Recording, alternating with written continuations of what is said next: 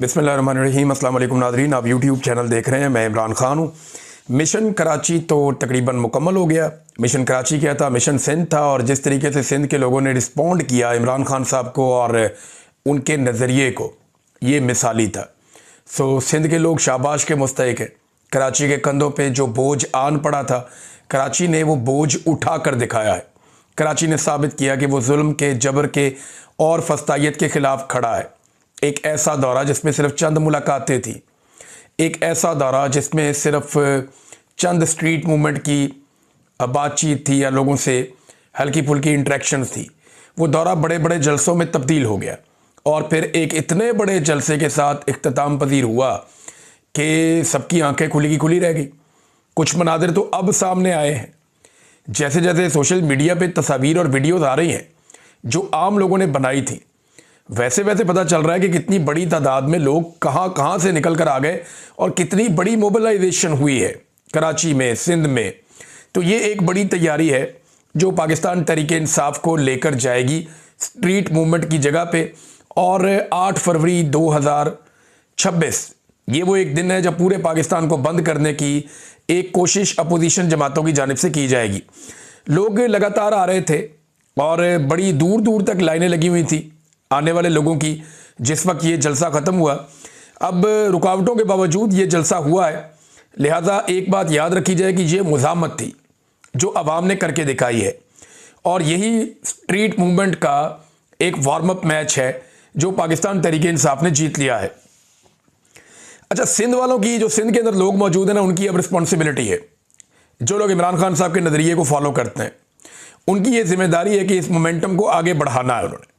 क्योंकि जो बड़ा टारगेट है इनका वो 8 फरवरी का है कि 8 फरवरी को पाकिस्तान का एक बड़ा इम्तिहान है कि कैसे पाकिस्तानी बाहर निकल कर आते हैं और एक बड़ा ट्रेंड चलाते हैं और पूरे मुल्क के हर चौक के अंदर वो डी चौक बनाते हैं। ये जो नारा है ना, जो सुहेल अफरीदी ने दिया है, हर चौक डी चौक, ये नारा इस वक्त एस्टेब्लिशमेंट के लिए सबसे बड़ी मुसीबत है।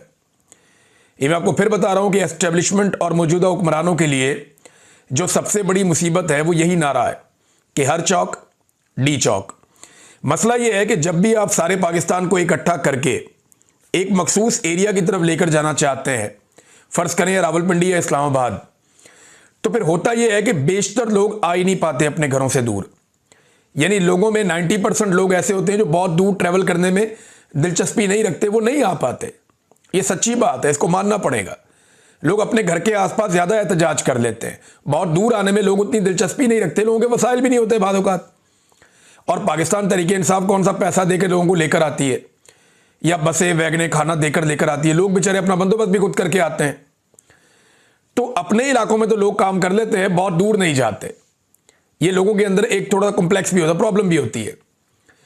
तो ये जो एक तरफ को जाना है, वहाँ पर हुकूमत के लिए बड़ी आसानियाँ पैदा हो जाती हैं कि एक रोड को बंद करना है, एक शहर को बंद करना है, एक इलाके को बंद करना है, वहाँ रुकावटें डालनी है। तो 10-15 हज़ार 20 हज़ार पुलिस वाले हों तो वो मार कुटाई करके, गोली चला के, शेलिंग करके, रबड़ की गोलियां चला के, बार बार रुकावटें डाल के वो कुछ ना कुछ करके मैनेज कर लेते हैं। 10 लाख बंदा भी आ जाए मैनेज कर लेते हैं।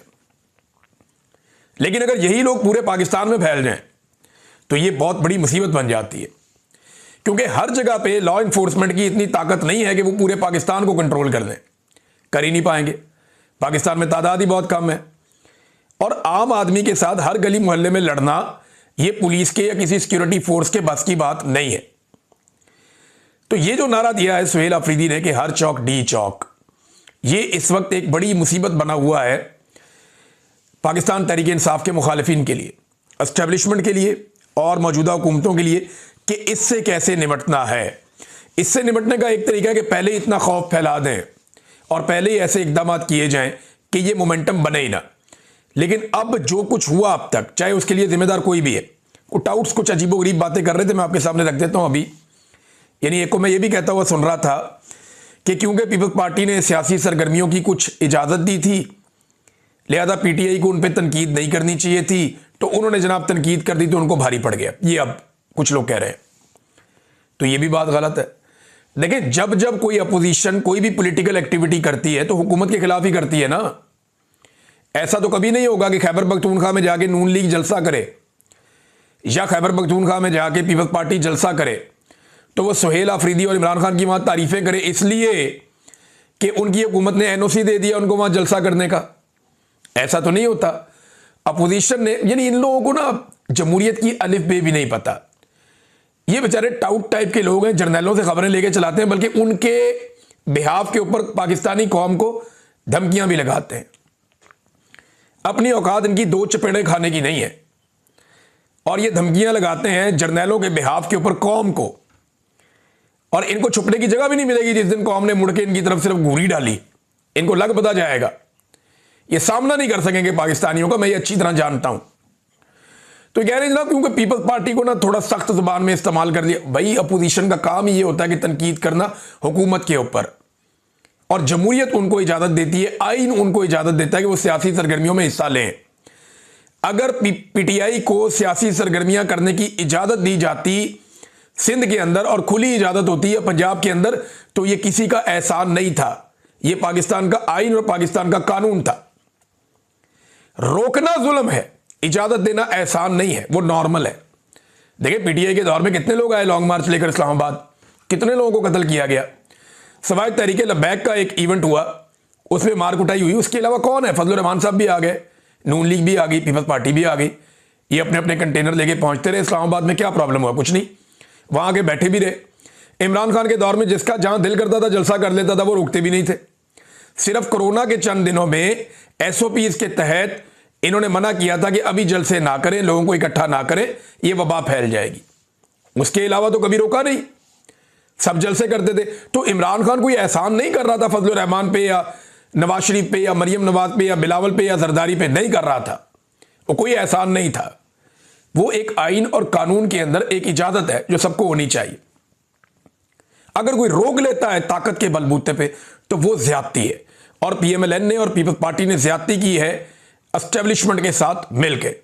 और इस जुल्म के अंदर एस्टेब्लिशमेंट एक बड़े मुजरिम के तौर पे हमेशा मौजूद रहेगी, क्योंकि गंद मारना उन्हीं की वजह से होता है। इनकी तो औकात ही कोई नहीं है, उनके बगैर ये इतना गंद नहीं मार सकते। बिलाशुबा इनकी गंद मारने की कैपेसिटी बहुत है, लेकिन एस्टेब्लिशमेंट के बगैर ये ऐसे नहीं कर सकते। बहरहाल इनको जमहूरियत की अलिफ बे भी नहीं पता, ये उठ के तजिए करना शुरू हो जाते हैं और अब कह रहे हैं कि जी सुहेल आफरीदी को फारिग कर दिया जाएगा। और किस बुनियाद पे कह रहे हैं कि जनाब उसकी एक तस्वीर उसकी दूसरी तस्वीर से मैच कर गई तो हमने 9 मई में फिक्स कर देना है। वो जो एक तस्वीर है वो 9 मई की भी नहीं है, वो जो एक तस्वीर है वो उस जगह की भी नहीं है। एक बंदे की एक तस्वीर को दूसरी तस्वीर के साथ मैच कर दें तो उसको 9 मई में सजा दे देंगे। मैं आपको अपने मोबाइल में से निकाल के अपनी 2 फोटोज दे देता हूं, आप दोनों दे दें फोटोज, और दे के लाहौर फोरेंसिक लैब वालों से कहें कि जनाब इसको बताएं ये एक ही बंदा है, वो आप कहेंगे जनाब एक ही बंदा है, तो क्या इसकी बुनियाद के ऊपर मुझे 9 मई में फिट कर देंगे? ये क्या बकवास है? आपको साबित करना पड़ेगा कि वो बंदा उस दिन उस जगह मौजूद था और ये काम कर रहा था। ये आप कैसे साबित करेंगे? इन लोगों पे मुकदमात भी नहीं है, ये मुकदमे का हिस्सा भी नहीं है बंदा, और इसको उठा के जनाब उसके अंदर फिट करने जा रहे हैं कि हमने सुहेल आफरीदी को हटाना है। ये एस्टेब्लिशमेंट की एक ख्वाहिश है, एस्टेब्लिशमेंट को ये प्रॉब्लम है। देखिए ना, डीजी आईएसपीआर जिस लेवल तक पहुंच गए, उसके बाद डीजी आईएसपीआर और फौज की, यानी मुझे ऐसा लगता है वो जिद में हुकूमत चला रहे हैं ना, मिलिट्री एस्टेब्लिशमेंट जिद कर रही है ना, जिद के साथ निजाम चला रही है, तो उनकी कोशिश है कि सुहेल आफरीदी को घर भेजें। तो मैं एक बात तो बड़ी क्लियरली आपको बता दूं कि सुहेल आफरीदी इमरान खान का एक खिलाड़ी है और इमरान खान की टीम में बेशुमार खिलाड़ी हैं। अगर आप सुहेल आफरीदी को निकालेंगे ना तो हाथ मल मल के रोएंगे और हाथ लगा लगा के पछताएंगे। वजह यह है कि आपको इससे बड़ी मुसीबत आपके गले पड़ जाएगी, ये मैं आपको पहले बता रहा हूं। अगर सुहेल आफरीदी को निकालेंगे तो इससे बड़ी मुसीबत आपके गले पड़ेगी। और एक चीज और बताऊं, आपको यह लगता है कि आप आराम से निकाल के हैप्पी बर्थडे टू यू कहेंगे, या आप ये हुकूमत घर भेज देंगे खैबर पख्तूनख्वा की, वहां कोई इमरजेंसी लगा देंगे तो लोग आपको कहेंगे शाबाश जबरदस्त आपने काम किया? नहीं, लोग आपके गले पड़ जाएंगे। एस्टेब्लिशमेंट के लिए खैबर पख्तूनख्वा एक मुसीबत बन जाएगा और एस्टेब्लिशमेंट बहुत बुरी तरह वहां फंस जाएगी। ये बात एस्टेब्लिशमेंट भी जानती है। बहरहाल ख्वाहिशात अपनी जगह पे हैं, ख्वाहिशात पूरी करने के लिए ये हमेशा उल्ट पटांग हरकतें करते रहते हैं। तो देखते हैं अब इसमें क्या करते हैं। सुहेल आफरीदी ने जो स्टेटमेंट दिया, सुहेल आफरीदी ने कहा कि सिंध हुकूमत ने जो बेहुरमती सिंध की अजरक और सिंधी टोपी की है, आप उन्हें कभी माफ ना करना। सिंध की आवाम ने जो मोहब्बत हमें दी है इसको हम कभी नहीं भूलेंगे। ये सुहेल अफरीदी ने वहां पे स्टेटमेंट दिया, सिंध के लोगों का शुक्रिया अदा किया और सिंध की हुकूमत से शिकवा किया। अब मुराद अली शाह साहब किस मुंह से मिलेंगे सुहेल अफरीदी को? क्या वो मुलाकात कर सकते हैं कि जनाब आए बैठे मिलते हैं हम? और अगर मिलेंगे तो किस मुंह से मिलेंगे? ये भी एक बड़ा सवाल है। जितना जुल्म उन्होंने अपने सूबे में सुहेल अफरीदी और उनके साथियों के साथ किया कि एक वजीर आला की जान को खतरे में डाल दिया। और अब नासिर शाह साहब जो है वो गोंगलुओं से मट्टी झाड़ रहे थे, नहीं जी वो सेफ एरिया था, नहीं जी हमने उनको बचाया था, नहीं जी वो ट्रैफिक जैम थी। रात पुलिस वाले खुद बताते रहे कि हमें हुकूमत ने कहा कि सारे रास्ते बंद कर दो। वो 2 घंटे का रास्ता जो है ना, बिलावल को कभी आप निकाले ना हैदराबाद से यहाँ के लिए, तो ये 2 घंटे का टोटल रास्ता नहीं है, तो उसके ऊपर जो है 7-8 घंटे लग गए। ये अच्छा आपने प्रोटोकॉल दिया है। तो ये एक्चुअली मेहमान नवाजी के खिलाफ है। और जरदारी साहब ने सारी जो सिंध की रवायात है ना उनको तबाह करके रख दिया। यानी आसिफ अली जरदारी ने सिंध का पानी भी कुर्बान कर दिया। पानी का मैं आपको सिंपली थोड़ा सा बता देता हूं कि देखिए हमारे पास जो टोटल दरिया है उनमें से 3 दरिया तो अयूब खान ने दे दिए थे इंडिया को, रावी, सतलुज और ब्यास। चनाब और झेलम 2 बाकी दरिया रह गए। उन दोनों दरियाओं के ऊपर इंडिया ने हमारा पानी रोकना शुरू कर दिया। हम उम्मीद करते हैं हमारी फौज वो पानी छुड़वाएगी, लेकिन हमें अभी दिखाई नहीं दे रहा।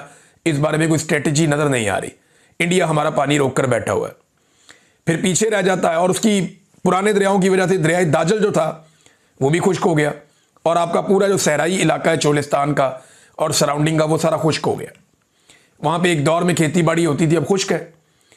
तो एक दरिया सिंध बचता है जो पंजाब को भी सैराब करता है और नीचे जाके सिंध वालों की सैराबी का भी काम करता है। अब दरिया सिंध का पानी 6 नहरों के जरिए से सहरा के अंदर ले जाया जा रहा है, जिसका पानी पहले इंडिया को दे दिया गया था। सहरा में जो है वो SIFC के तहत पाकिस्तानी जर्नैल जो है वो बहुत बड़े पैमाने पे ज़रूरी एक्टिविटीज करना चाहते हैं। यहीं पे जो अरब ममालिक के बादशाह हैं वो शिकार खेलने आते हैं, उनके पास बड़ी बड़ी ज़मीनें हैं। ये पानी उन इलाकों तक पहुंचाया जाएगा। तो आप अच्छी तरह समझ सकते हैं कि यहां से फायदा किसको होगा। तो जरदारी ने तो सिंध का पानी भी कुर्बान कर दिया ना। जो पानी सिंध को मिलना था वो दरियाए काबुल के ऊपर भी, क्योंकि दरियाए काबुल का पानी भी दरियाए सिंध में आता है, तो वहां पे भी अफगानिस्तान इंडिया के साथ मुशावरत कर रहा है एक डैम बनाने की। वहां पे भी एक डैम बनाया जाएगा, वो कोशिश कर रहे हैं मिलकर। तो सिंध का पानी कम होता चला जाएगा, और सिंध का हारी जो है उसका सबसे बड़ा मुजरिम कौन होगा? आसिफ अली जरदारी, जिसने बाकायदा सिंधियों का पानी कुर्बान कर दिया सिर्फ इस चक्कर में कि आसिम मुनीर साहब मेरे बेटे को वजीर आजम बना देंगे एक दिन। तो बेटे को वजीर आजम बनाने की जिद में सिंधियों का पानी भी दे दिया, सिंध की रवायात भी कुर्बान कर दी। और जो इन्हें एस्टेब्लिशमेंट करती है ये आंखें बंद करके फौरी तौर पे उसके ऊपर अमल दरामद कर देते हैं कि किसी तरह से इनका बेटा जो है वो वजीर आजम बन जाए। नाज़रीन, अब एक सरप्राइज और आएगा, ये मैं आपको पहले बता देता हूं, और अच्छा बड़ा तगड़ा सरप्राइज आएगा आपको। खैबर पख्तूनख्वा वजीर आला सुहेल अफरीदी पहुंचेंगे। इनके और इनके साथियों का एक और मनसूबा है, और वो आपको अगले चंद दिनों में पता चलेगा। तो एक और बड़ा सरप्राइज है जो पाकिस्तानियों को मिलेगा। तो स्ट्रीट मूवमेंट जो है ना वो तेज होती जा रही है। देखिए, मैं ये नहीं कह रहा कि इमरान खान इससे फौरी तौर पे जेल से बाहर आ जाएंगे, नहीं। आसिम मुनीर साहब इमरान खान साहब को किसी सूरत नहीं छोड़ेंगे जब तक कि छुड़वाया नहीं जाएगा। ये बात आप लिख कर रख लें कि आसिम मुनीर कभी नहीं छोड़ेंगे जब तक छुड़वाया नहीं जाएगा। और दूसरी बात यह कि ये जो एस्टेब्लिशमेंट के साथ हो रहा है ना, ये जो मोमेंटम बन रहा है, ये रोजाना की बुनियाद पे एस्टेब्लिशमेंट का सहर टूट रहा है, उसकी मिथ टूट रही है। वो कमजोर हो रहे हैं, वो ज्यादा बेनकाब हो रहे हैं, और लोग उनके बारे में ज्यादा जानना शुरू हो गए हैं। वो रोजाना की बुनियाद पे शिकस्त खा रहे हैं, जिससे पाकिस्तानियों को एक मरतबा फिर एतमाद मिल रहा है। महमूद अचकज़ई साहब के कुछ बड़े इंपॉर्टेंट स्टेटमेंट्स हैं, यहां मुझे आपको बताने पड़ेंगे क्योंकि वो इससे रिलेटेड है। उन्होंने कहा जी कोर कमांडर 12,000 फौजियों की कमांड करता है। 9 मई को कोर कमांडर हाउस क्यों खुला था? लोग कैसे अंदर घुसे? हमारे फौजी जंग की किताबें पढ़ते हैं। उन्होंने ये भी जंग की तरह खेला कि आओ इनको इस तरह फंसाओ। यानी अब महमूद खान अचकज़ई भी इस नतीजे पर पहुंचे कि ये फॉल्स फ्लैग ऑपरेशन है। जिन्होंने 4 मार्शल लॉ लगाए, पहले वो इन पर माफी मांगे ना, फिर 9 मई पर माफी मांग ली जाएगी कि जनाब अगर आपने माफी मंगवानी है तो पहले खुद माफी मांगो कि 4 दफा आपने पाकिस्तान में मार्शल लॉ लगाया। इमरान खान जेल से कहता है कि अगर हम चोर हैं तो कमीशन बना दो, वही सजा दे दो, मगर कमीशन बना ही नहीं। क्यों नहीं बन रहा? कोर कमांडर का दफ्तर और गेट खुला हुआ क्यों था? ये उन्होंने फिर सवाल उठाया। उन्होंने कहा यह सब एक मंसूबा था, एक जाल था जो बिछाया गया था। हम लाहौर फतह करने नहीं, वोट के हक के लिए निकले थे। 8 फरवरी के इंतखाबात में अवाम का मैंडेट बेमिसाल जुल्म से छीन लिया गया। मसला इमरान खान नहीं, मसला अवाम की राय है। आइन को बार बार पामाल किया गया। यही जुल्म पाकिस्तान की बुनियादें खोखली कर रहा है। तहरीक तहफ़्फ़ुज़ आइन पाकिस्तान किसी फर्द की नहीं, जुल्म के खिलाफ अवामी जिद्दोजहद की तहरीक है। यह भी महमूद खान अचकज़ई साहब ने कहा। उन्होंने कहा जी मुझे एक और ख़तरा है कि कुछ महीनों में, अल्लाह ना करे ये बात सच हो, लेकिन महमूद खान अचकज़ई जो है ना वो बड़े उन सियासतदानों में से हैं और ये बात पहले फजलुर रहमान साहब भी कह चुके हैं। महमूद खान अचकज़ई और फजलुर रहमान वो सियासतदान हैं जो पाकिस्तान के चप्पे चप्पे से ना सिर्फ वाकिफ़ हैं बल्कि इनकी बड़ी गहरी नज़र भी होती है। अब वो ये कहते हैं कि मुझे ख़तरा है कि कुछ महीनों में कुछ इलाके पाकिस्तान से ये कह दें कि आपका कोई भरोसा नहीं है, आप आइन बनाते हैं बिगाड़ते हैं, लिहाजा हमारे साथ नया इमरानी मुआहदा दस्तखत करो, एक नई आइन साज असम्बली बनाओ। ये बड़ी ख़तरनाक बात है। और ये बात जो है ना वो फजलुर रहमान साहब भी कह चुके हैं कि बहुत सारी जगहों पे हुकूमत मौजूद ही नहीं है, उनकी अमलदारी ही नहीं है। और वो भी ये कह चुके हैं कि खुदा न खास्ता वो पाकिस्तान को एक अजीब सूरत हाल में देख रहे हैं। फजलुर रहमान साहब जैसे लोग, दीगर कुछ और बड़े सीनियर सियासतदान, ये इस्टेब्लिशमेंट की ख्वाहिश तो हो सकती है कि पाकिस्तान खुदा न खास्ता टूट जाए, जैसे माजी में इन्होंने तोड़ा था, 2 टुकड़े कर दिया था, लेकिन पाकिस्तानी ये होने नहीं देंगे। पाकिस्तानियों को हर हाल में इस्टेब्लिशमेंट को रोकना पड़ेगा और इस जुल्म का सिलसिला बंद करवाना पड़ेगा, वरना पाकिस्तान बड़ा नुकसान खुदा न खास्ता इससे उठा सकता है। नादरीन, आपको याद होगा शेर अफजल मरवत साहब अक्सर कहा करते थे, और मेरी बात का बुरा ना बनाएं, मैं सिंपल एक सादी सी बात कर रहा हूं। वो अक्सर ये कहा करते थे कि मेरी वजह से लोग निकलते थे, मैंने तहरीक चलाई थी, मैं था जिसने लोगों को निकाला था। इमरान खान तो जेल चला गया था, 9 मई के बाद मैंने ये करके दिखाया था।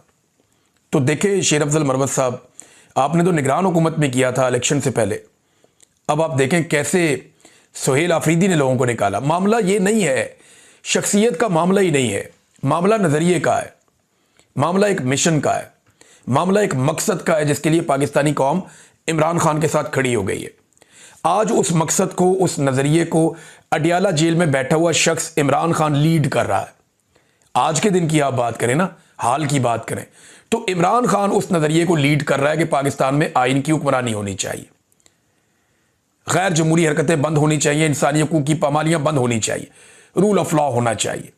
आप 100 गिला करें इमरान खान की सियासत से माजी में, लेकिन इमरान खान साहब आज इस नज़रिए का अलम थाम के खड़े हैं। अब जो जो वो अलम पकड़ेगा अवाम उसके साथ निकल जाएगी। कल ये शेर अफजल मरवत साहब के हाथ में था, लोग उनके पीछे आ रहे थे इस नज़रिए और इमरान खान के साथी होने की वजह से। आज यहां पे अली अमीन गंडापुर साहब थे, माजी में हमने देखा अवाम उनके पीछे चल पड़ी थी।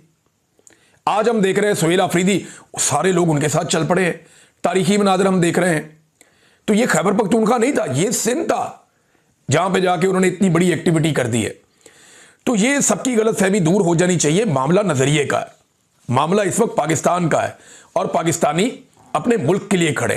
एक और बड़ी अफसोसनाक चीज़ नादरीन रिपोर्ट हो रही है और इस पर फौरी तौर पर तवज्जो दी जानी चाहिए और तमाम लोगों को इस पर तवज्जो देनी चाहिए। ये वादी तीरा में जो ऑपरेशन का प्लान किया गया है उसकी वजह से बड़े पैमाने पर हज़ारों लोग नकल मकानी कर रहे हैं और सड़कें जो है ना वो लंबी कितारें उसके ऊपर गाड़ियों की नज़र आ रही हैं, तो लोग वहाँ से निकलना चाह रहे हैं। अब ये सिलसिला बड़ा सुस्त है और यहाँ पे बहुत ज़्यादा कबाहतें मौजूद हैं और इंतज़ामी गफलत भी मौजूद है। अच्छा, अब मामला ये है कि PDM और इंतज़ामिया के इंतज़ामात बिल्कुल भी अच्छे नहीं हैं। ये ताहिर खान साहब एक जर्नलिस्ट हैं, वो ये बता रहे हैं रजिस्ट्रेशन पॉइंट 1 है और इंतज़ामिया की कारकर्दगी कमज़ोर है। खुराक और तिब्बी इमदाद का मामला भी तसल्ली बख्श नहीं है। वॉशरूम्स का इंतज़ाम भी नहीं है। तीरा से पेशावर का तकरीबन 3.5 घंटे का रास्ता है, लेकिन पेशावर पहुंचने में 24 घंटे लग जाते हैं। ये लोग एक मरतबा फिर अपने घर छोड़ के जा रहे हैं। ये बेचारे कब तक नकल मकानी करते रहेंगे? कब तक अपने इलाके, अपने गाँव, अपने मोहल्ले, अपने बाज़ार उन्हें छोड़ छोड़ के बाहर जाते रहेंगे? कब तक? आप सोचें ना, लाहौर में बैठे हुए लोग या इस्लामाबाद में बैठे हुए लोग कि आपको नकल मकानी करनी पड़ जाए, आप कहाँ जाके रहेंगे? अगर आपको जाके खैमों में रहना पड़े और सर्दियां आपको बाहर गुजारनी पड़े तो आप कैसे गुजारेंगे जब आपके पास पैसे भी नहीं है, आपके पास वसाइल भी नहीं है। और एक मरतबा फिर आपको पता चले कि आपके इलाके में ऑपरेशन हो रहा है और ऑपरेशन पे ऑपरेशन होता है, बार बार ऑपरेशन होता है, नतीजा क्या निकलता है? सिफर। अमन इमरान खान के दौर में आया क्योंकि इमरान खान ने स्टेक होल्डर्स को एतमाद में लेने की पॉलिसी दी। ड्रोन हमले सिफर किए और उसने सिर्फ हथियार से लड़ाई को नहीं रोका बल्कि उसने सियासत को भी हथियार बनाया। तो ये आपको होश के नाखून लेने चाहिए और उस फार्मूले पे अमल दरामद करना चाहिए। नादरीन, एक बड़ी खबर है, उस पर हमें लगातार नजर रखनी होगी। ईरान की सूरत हाल, ईरान की सूरत हाल काफ़ी कशीदा है। ईरान के सदर ने खिताब किया और वो अपने खिताब में कहते हैं जी कि वो जायज़ मुतालबात से नाराज़ नहीं है, वो जायज़ मुतालबात पर अपने लोगों से बातचीत करना चाहते हैं और वो मसाइल को हल भी करना चाहते हैं।